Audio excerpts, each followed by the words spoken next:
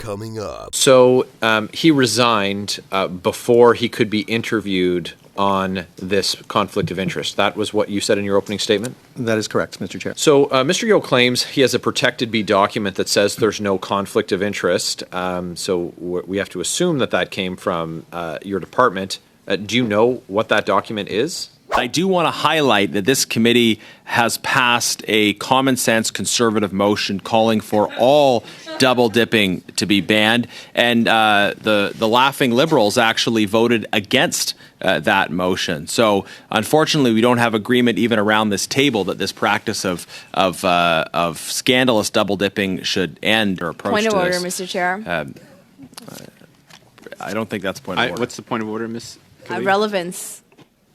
Well, that literally is the subject of this hearing, is double yes, dipping. no, Ms. Kalina, there was... It would be hard to be more relevant. Anyway, Mr. January, do you not find it odd that this individual, Mr. Yeo, a millionaire, making 30% on these contracts, would then pursue employment with the department that he was getting business from as a contractor to make his millions?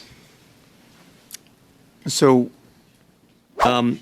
Treasury Board Secretariat has informed us that they had 82 employees who had dual employment, two of which had contracts with other government departments.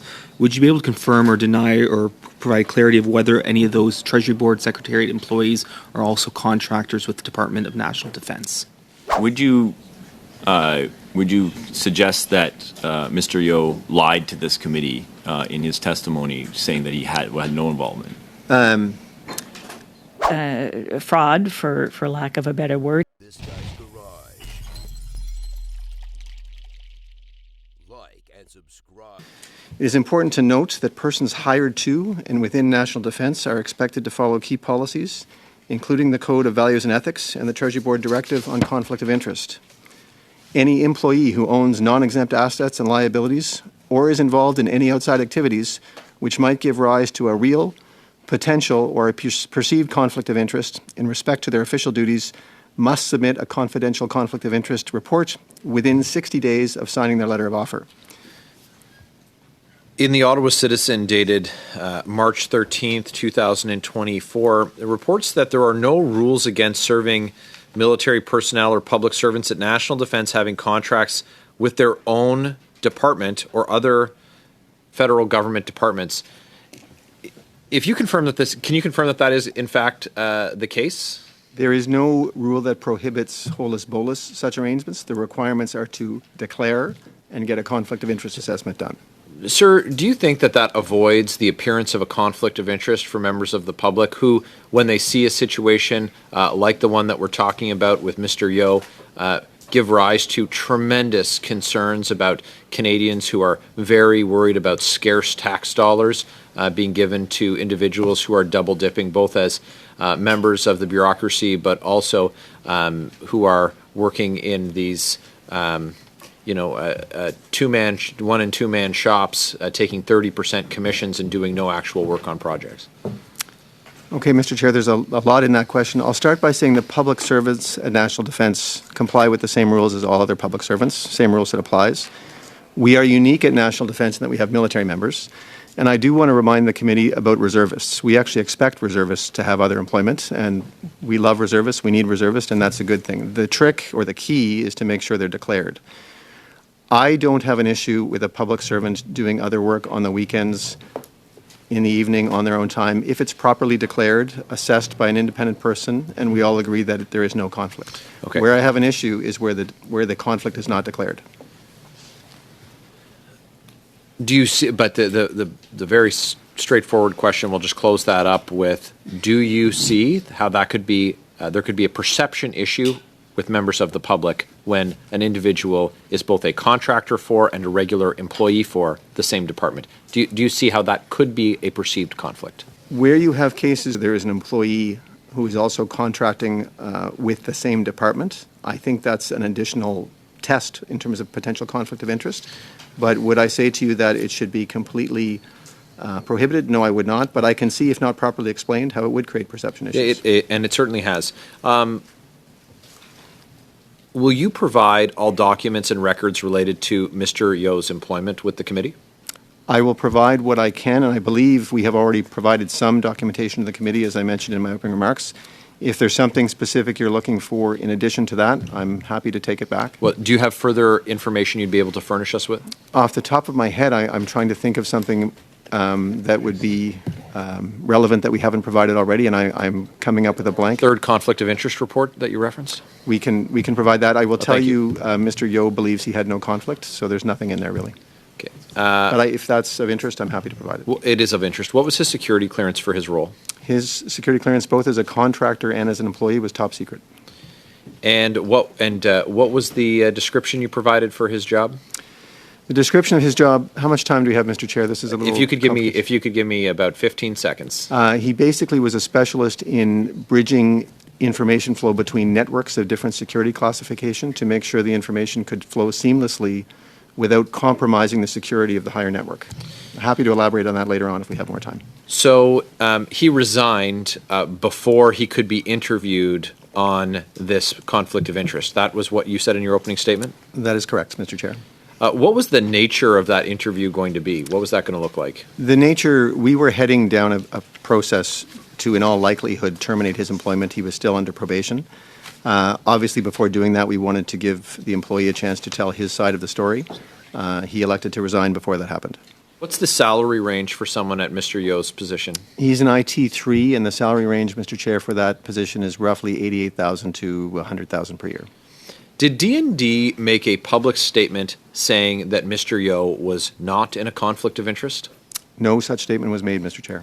So are you familiar that he made a statement at this committee that he had read in the newspaper a statement from your department that there was no conflict of interest? Are you familiar that he said that? I am familiar with that he said that, Mr. Chair. I am not sure what he is referring to. But so it's not true? It is not true. And it couldn't be true, of course, because Mr. Yo is in a conflict of interest. That was your finding. As mentioned earlier, conflict of interest, real appearance perceived. I guess we could debate whether he's in a real conflict of interest. He's certainly in an appearance of conflict of interest, Sure and is. potentially real. So Mr. Yo claims he has a protected B document that says there's no conflict of interest. So we have to assume that came from your department. Do you know what that document is? Mr. Chair, we have no idea what he is referring to. Who at D&D would be responsible for hiring Mr. Yo, and is it a failure of that hiring process that this conflict of interest wasn't detected? The question, in my limited time, is he indicated, Mr. Yo indicated that he believed that this was very widespread, what he was doing, and you would have heard that in his testimony.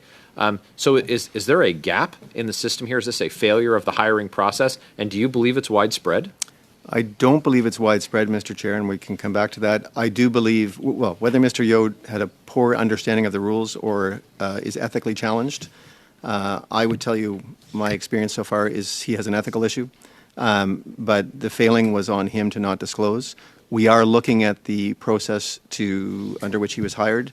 We are involving the Public Service Commission in that because it was an external process, but there is a look into the hiring process. Thank you. The second round, Mr. Genuis, you have the floor for 5 minutes. Thank you, Chair. We're here talking about double dipping, the fact that Mr. Yo was simultaneously employed as a public servant while also in charge of a company on the board of directors of the company by his own testimony that was doing contracts with not only the Government of Canada but with the same department that he was a part of.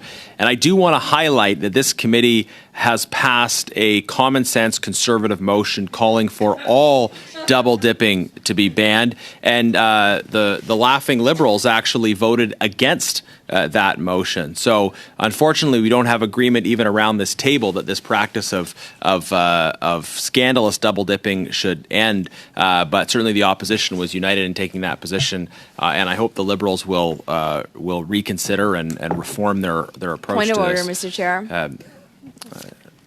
I don't think that's a point of order. What's the point of order, Ms. Khalid? Relevance. That literally is the subject of this hearing, is double Yes, dipping. no, Ms. Khalid, there was. It would be hard to be more relevant. Anyway, Mr. Genuous, you have the floor, and back to you, please. Yeah, I think point of order, a guilty conscience might have been more in order from. Point of Ms. order Kelly. again, Mr. Chair. There's no need to make personal attacks against members in this committee. Miss Khalid, the slings and arrows fly from both Yeah. sides. You've witnessed them before. haven't done I'm not saying here, Chair. you've been as quiet as a church mouse in this meeting so far, but I see that is changing with two points of orders that are rather thin. Mr. Genuous, you have 4 minutes. Yeah, and Mr. Chair, the insinuation that the member across has a conscience, I wouldn't consider that an aspersion. I A would point of consider order that- again, Mr. Chair. right. That was a very, very low blow by Mr. Genuous, Mr. Mr. Genuous, you have 4 minutes. Why don't you get back to your line of questions to the witness, and you can save it for Ms. Khalid for the House of Commons. Thank you. Thank you, Mr. Chair. To the witness, your department spends $5 billion, you said, on external contracts. How much of that goes to middleman operations, that is, to hiring people to hire others instead of to perform specific tasks? Mr. Chair, I'll have to come back with it's a subset, and there'll be some speculation involved in terms of which companies are in that business. Okay. Roughly speaking, probably $73 million on professional services, and a subset of that will be a portion to the type of company the member is asking about. So we'll have to come back Okay. with. I asked the PBO a similar question, and they had said that they have a very hard time pulling this apart as well. But they're external, so I would expect within government you would be in a better position to break these down. And we would like to know, of the amount you spend on contracting, how much is going to middleman operations, and how much is for professional services advice. So if you could provide the committee with a breakdown. How much went for GC strategies? Over what period of time are we? Since 2015, let's say. Since 2015? I think the numbers I have are since 2011. So GC Strategies, 4.2 million. So obviously a subset of that since 2015. Yeah, I mean, GC Strategies in particular was founded in 2015, so Yeah, it might be different for I others. believe the committee's. Okay, and Dalian, how much went to Dalian? Dalian, 7.2 million since 2011. Okay. Have you referred these or other contracting-related files to the RCMP? As I said in my opening remarks, Mr. Chair, I've made the Provost Marshal, who is military police, and that would be the starting point for jurisdiction here, aware of our work concerning Mr. Yeo and his employment and his potential activity as a contractor at the same time. And at this point, I'm just keeping them apprised. I have not referred formal files to them. Okay. Would you expect that they would ask for and then you would provide if they asked for that information? Would the RCMP ask you directly, or is the process that they would go through the force you mentioned? It depends. If it's specific to activity at defense, it would normally come through the Provost Marshal if there's concerns. I know my colleagues at PSPC have been in touch with the RCMP. If there is information the RCMP needs from defense for that investigation, they may come directly to us, or it could be through the Provost Marshal. Okay. So that process hasn't been initiated yet, but you have been keeping the contact informed. Okay, I see you nodding. So, you mentioned with respect to Mr. Yeo's activities. More broadly, we've had the announcement just yesterday of multiple companies, multiple other companies, not the ones we're aware of, being involved in fraud. Beyond the case of Mr. Yeo, has D&D been impacted by contracting fraud in the context of these kinds of contracts and arrangements? And what can you tell us about that, and what referrals of information you've made on that? So, excuse me, a couple of points here, Mr. Chair, and thank you for the question. PSPC has made us aware that of the contract-related fraud they're looking into, there's about $400,000 of it that relates to activity at National Defence. We don't yet have details on what that is and who the vendors are, but that will be coming shortly. I would also stress that this is what they know right now, and there is the possibility that they will find more. This is work that PSPC started a few years back as more and more contractual information was digitized, and they have databases where they're basically using data analytics to highlight potential fraud. So I applaud that work, and I'm grateful that they have let us know. We are also, independent of that, we have a few contracts that we are aware of where we have concerns, where we are dealing with the Provost Marshal, and that's all I can say about those at this stage. Seems like a lot of fraud. I think when you're dealing, I mean, as a percentage of our total spend, can't say it's too early, but I don't think it's significant. But this notion of contractors working on multiple contracts at the same time across the federal government, getting line of sight on how many different contracts a contractor may be working on, and getting some, common sense analytics around there's only so many hours in a day and how much can you bill during a week. Putting that information together is very important, and PSBC has launched a process with some of their tools that lets them do those analytics. So I expect they'll be highlighting more for us as we go forward. I like the word common sense you used there. We can get more common sense in. Turning out to Mr. Barrett, you have the floor for 5 minutes. So, Mr. Matthews, Mr. Yeo, the owner of Dalian, got contracts worth millions of dollars before joining your department. That's correct? Yes, he has contracts with Defense and with other departments as well. So you said his salary range was between $80,000 and $100,000 a year, which is a good salary. But do you not find it odd that this individual, Mr. Yeo, a millionaire, making 30% on these contracts, would then pursue employment with the department that he was getting business from as a contractor to make his millions? So, to answer your question simply, yes, I do find that odd, and I find it concerning. I will say that one of the things he was aware of was a plan to consolidate some of the contracts we had on that project team. So there was a risk that his contracted work would end. That may have factored into his choice to become a public servant, but it is hard to comprehend if he truly was making the amount of money through his business dealings that we now think he was, through the markups, etc. It's hard for me to understand how that math works for him as an employee, unless he was able to do his other business at night and on weekends, and this just offered some steady income. But the math is questionable for sure. Yeah, he described his position as a very low level position, and so it's highly suspicious at best that this would be allowed to happen. Allowed to happen in terms of his choice, but you're quite right, the member is quite right, Mr. Chair. There are no public servants reporting to him or were reporting to him in that job. He is at the bottom of the org chart. He probably was supervising a few contractors, but it is a low-level position. So he described himself as leading teams. If he was leading a team, Mr. Chair, he may have been leading some contractors, but he was not leading any public servants or military members. Would any of those subcontractors been subcontractors of Dalian?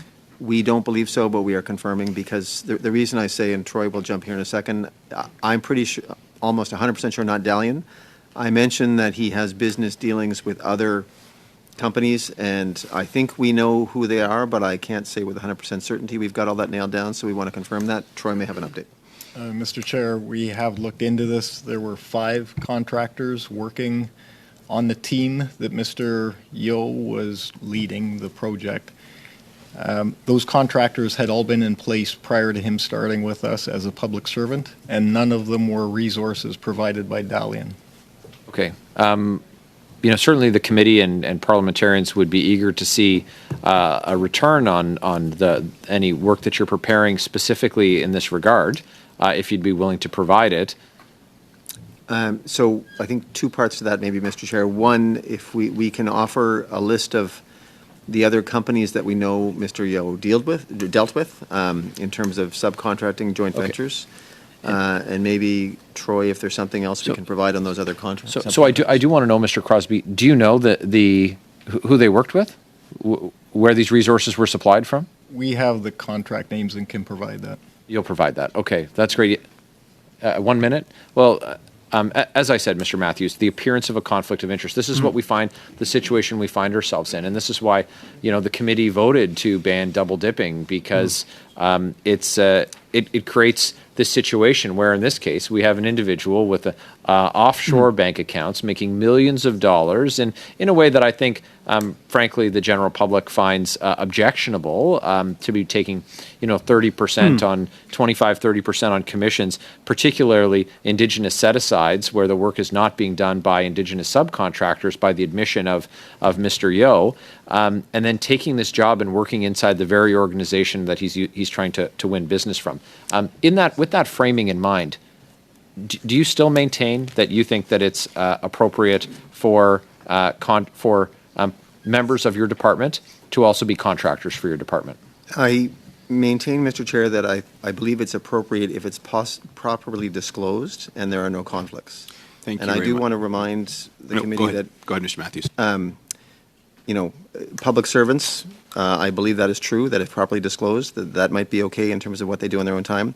Let's not forget at Defence, we have armed forces members, same rule set, but also reservists who we expect to have other jobs. And so, again, as long as it's properly disclosed and signed off. Thank you, Mr. Baird. Mr. Yeo was not a reservist, just to be Mr. clear. Baird, I'm afraid you're done. There is more time for the official opposition down the road. It was mentioned that Mr. Yeo applied to a general pool external to the Department of National Defence. In the timeline that your department provided, it's not clear to me when he was accepted into that pool. Could you clarify what date that would have been? I will have to get back to you with the exact date in terms of when the pool was created, unless my colleague, Madame Desmartins, knows. I do know when he started his employment with National Defence, which is in September, so obviously before that. But if we don't have it handy, we'll come back to you with that answer. I'd appreciate that if it's not handy at the moment. The application for the pool was received in 21-22. I don't have the exact date, and obviously was appointed after, so there was a delay of a year between the two. So his contract number 3 was extended multiple occasions until September 18th of 2023, which was the same day that he then began his employment. I just want to confirm that he effectively was continuing on in the same position with the same manager. Is that correct? He transitioned from doing the work as a contractor to basically doing the exact same work, Mr. Chair, as an employee. So the managing or the hiring manager would have reached into the pool and pulled out his name, effectively knowing. So it's likely, and we can't infer what his mind was, that he applied to the pool with the understanding that his current manager would pull his name out of it to put him into the same position, if that would be a inference in this case. My understanding, Mr. Chair, is that yes, and in fact, the manager and Mr. Yeo had conversations encouraging him to apply because of the goal of turning that skill set from a contracted resource into an employee. And this skill set is not easily found, so there were not many, I believe there was actually no one else in the pool that actually had the skill sets in terms of the network type of work that Mr. Yeo did. So he was the only one in the pool that actually fit the bill. Which certainly is a question we can have on more general how these pools are sometimes created, but that's for another day. And I may come back to this if I have time, but I want to switch. You'd mentioned in response to Ms. Bradford, and I may not have caught the number correctly, but it was either 15 or 50 employees of D&D who have external employment. Was it 15 or 50? It's 50, and Mr. Chair, my recollection is that is a mix of civilian and military members, but I can confirm that. But 50 is the right number. I'm just not clear if it's civilian and military or just civilian, but if you give me 1 second. Both, 50 civilian and military. And of those, are you aware of any who have contracts or work within the Government of Canada? Of that 50, that is the group that actually has work that is outside work that is possibly related to the Government of Canada. So in most cases, yes. Could we have a list of those businesses and the types of contracts that they would have with the government? I will endeavor to provide the committee information on the 50. We're still doing some validation. I also want to make sure I don't violate any privacy things, but I will certainly come back to the committee with some information on the 50. Appreciate that. Treasury Board Secretariat has informed us that they had 82 employees who had dual employment, 2 of which had contracts with other government departments. Would you be able to confirm or deny or provide clarity of whether any of those Treasury Board Secretariat employees are also contractors with the Department of National Defence? I cannot validate, Mr. Chair, the employees of other departments and whether they have contracts with National Defence. I can endeavour to maybe connect with my colleagues at Treasury Board Secretariat and see if any of their disclosures make that link for us. So I'll do my best on that one, but I'm not sure. And to that end, I mean, beyond simply Treasury Board Secretariat, are you aware of any other employees from other departments who are there, who are also employees within, or are also contractors within the Department of National Defence? I'm not aware, Mr. Chair, but I would assume they exist. If at the Department of Defence we have employees who are doing contract work for other departments, I assume the inverse is true as well. Appreciate any clarity you can provide as well down the road. One final quick question, if I have time. Your department states that the Government of Canada has implemented a mandatory target to have at least 5% of the total value of contracts awarded to Indigenous businesses. Within the Department of National Defence, would your 5% include contracts awarded to Dalian, regardless of who their subcontractors would have been? It would have included any awards to businesses that are on the business directory maintained by ISC, so I would assume Dalian would have been counted towards that. As Defence, Mr. Crosby has confirmed with a shake of his head, when Defence looks at its Indigenous targets from a procurement perspective, we have some very large dollar contracts around northern radar maintenance, so that's the vast majority of our contract work there, but Dalian would be included in that as well. Thank you. And non-Indigenous businesses are permissible as long as it, quote, it can be demonstrated that 33% of the value of the work is performed by the Indigenous business. Are you aware of that? I am, and I'm also aware that there's a business directory maintained and that Mr. Yeo was on that through Dalian. But he also subcontracts. You understand that? I understand he also subcontracts. And you know that this policy applies to subcontractors. Did you verify the indigeneity of those subcontractors? I did not personally verify. Did anyone in your ministry verify that? I'm going to turn to Mr. Crosby, who's our ADM material. Are you aware of that, though? Am I aware of any work done? Are you aware of that requirement? I'm aware of the requirement. And I know we've. Why wouldn't you make yourself available for information like this today when you knew we were going to ask about this? Mr. Chair, I was not certain what the committee would ask, so I prepared myself the best I could. And if would you supply any information that your ministry has in relation to any review or audit on whether or not Mr. Yeo or any other Indigenous contractors that you've been able to get through PSIB and their subcontractors, whether or not they've actually been in compliance with this policy? Will you provide that, please? Mr. Chair, I will, but my current understanding is that the Department of National Defence does not audit compliance against that. I will check and see if there's been auditing done, but I am not aware of any. Troy, so you can see the immense risk, right? Just hold on, Mr. You're over your time, and I have been generous. I do want to get to an answer. I think you're on to something here, but I do need to watch the clock as well. Mr. Crosby, do you have an answer that might provide some light, and then we are going to move on. But Mr. Desjardins, we'll have another round if all goes well. Mr. Chair, I can provide some information. Of the 24 contracts that we have reviewed or started review with Dalian, so far we've been through 14 of them. One of them was awarded to Dalian on the basis of their registry. That was in the early 2022 timeframe, where Dalian had been applying for contracts. Their resume, their proposals always highlighted their Indigenous business status, but it did not factor into the selection of the companies except in the one case. That's a 14 of the 24 that we've looked at so far. Thank you. Mr. Viersen, you have the floor for 5 minutes. Well, thank you, Mr. Chair, and thank the witnesses for being here today. You said earlier in your opening statement that you discovered evidence of engagement of Mr. Yeo in Dalian after his hiring. Can you just confirm that again? Certainly, Mr. Chair. The key evidence for me was the signed contract with a date after his employment with the Public Service National Defence started. But I do want to be clear that my bigger concern was around his lack of disclosure of his conflicts as an employee, and that alone is a shortcoming. But yes, we have evidence that his activity continued as part of Dalian. Would you suggest that Mr. Yeo lied to this committee in his testimony, saying that he had no involvement? I would say it's highly suspicious. He did provide an explanation as to how that signature occurred, but he also, I believe, Mr. Chair, talked about the delayed process in putting his assets or business interests into a blind trust. But again, I am more concerned about his lack of disclosure of conflict of interest. He did refer to a statement that defense made about no conflict. We are not aware of which statement he was referring to. I'm interested in the trends around contracting with the D&D. This is something that we hear about more often.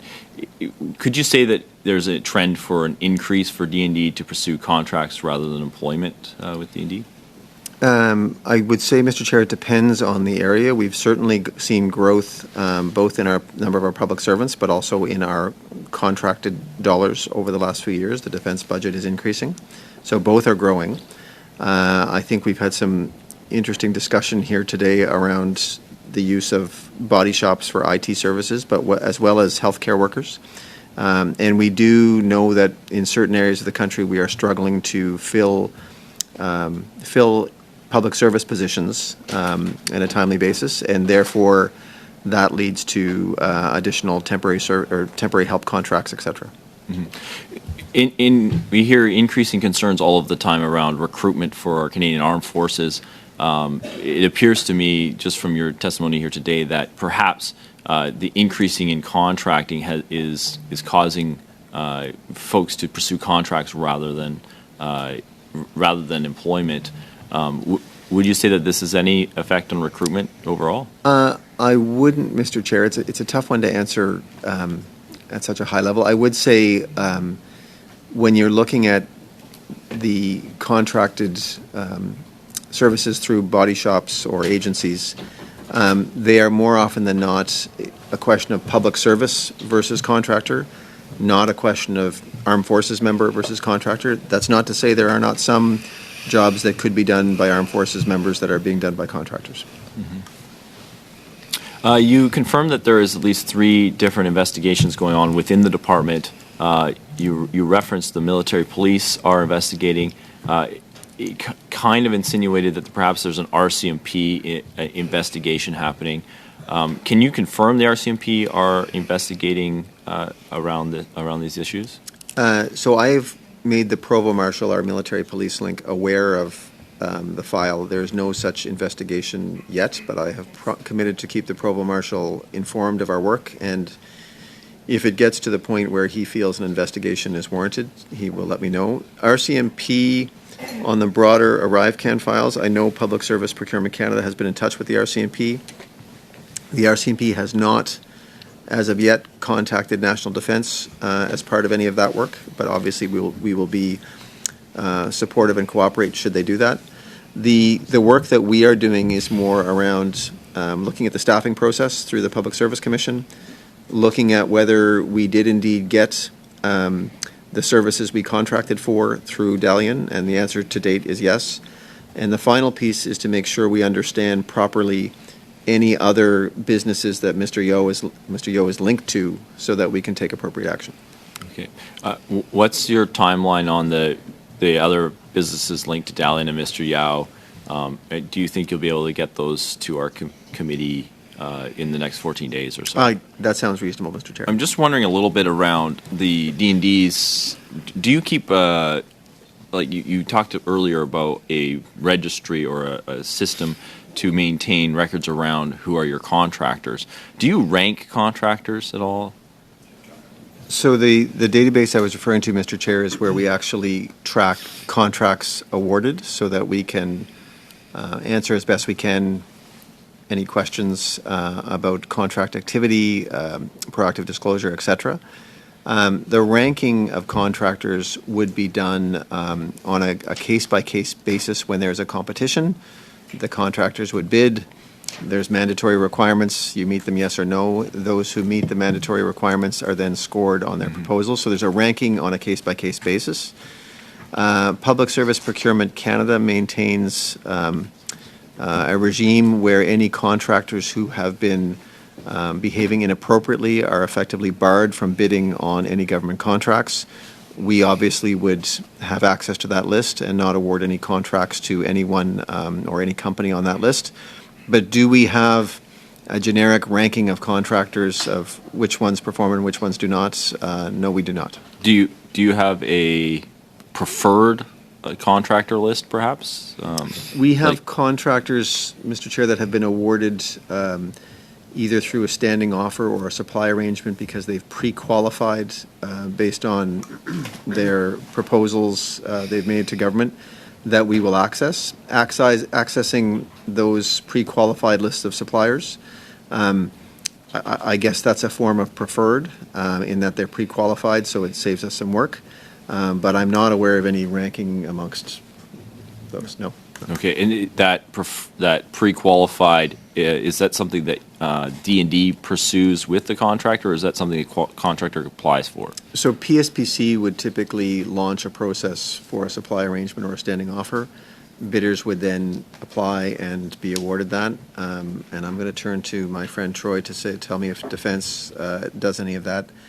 Shared Services Canada on the IT side would also take a similar approach where they pre-qualify bidders.